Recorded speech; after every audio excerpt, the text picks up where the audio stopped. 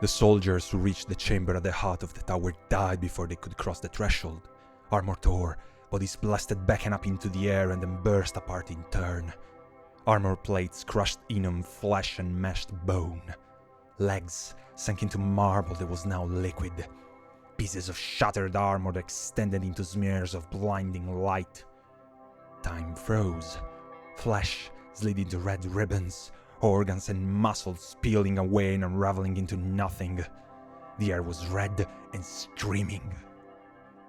At the center of the chamber beyond the door, 20 figures stood still, hands locked together, mouths open, lips and tongues charring as they spoke, runnels of blood crusting their cheeks.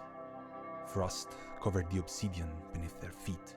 Spears of flame crawled over the silver pillars behind each of them. Words covered every inch of the floor, walls, and domed ceiling. Above and beyond it, the tower rose to the sky, reaching up to touch heaven. The circle of 20 spoke and sung, but they were using no tongue of men.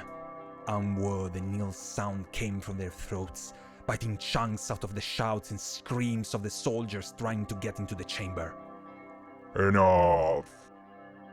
The words somehow carried through the babble of unwords pouring from the 20. There was a figure at the door.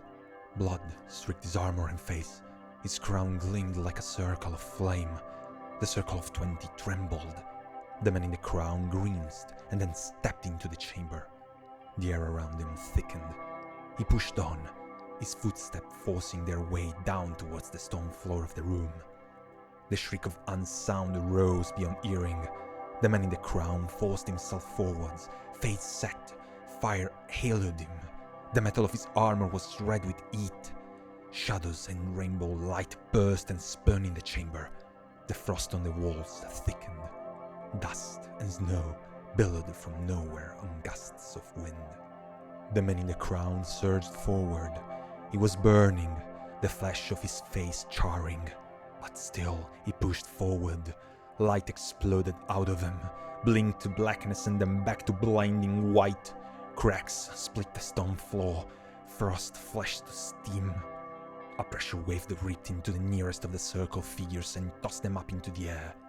And now the man in the crown was coming forward, not with one step, but with strides, sword drawn, flame gathering on its edge as it rose.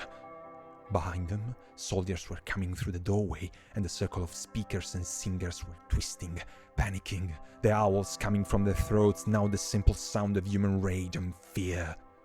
Stillness. Complete stillness. Faces frozen.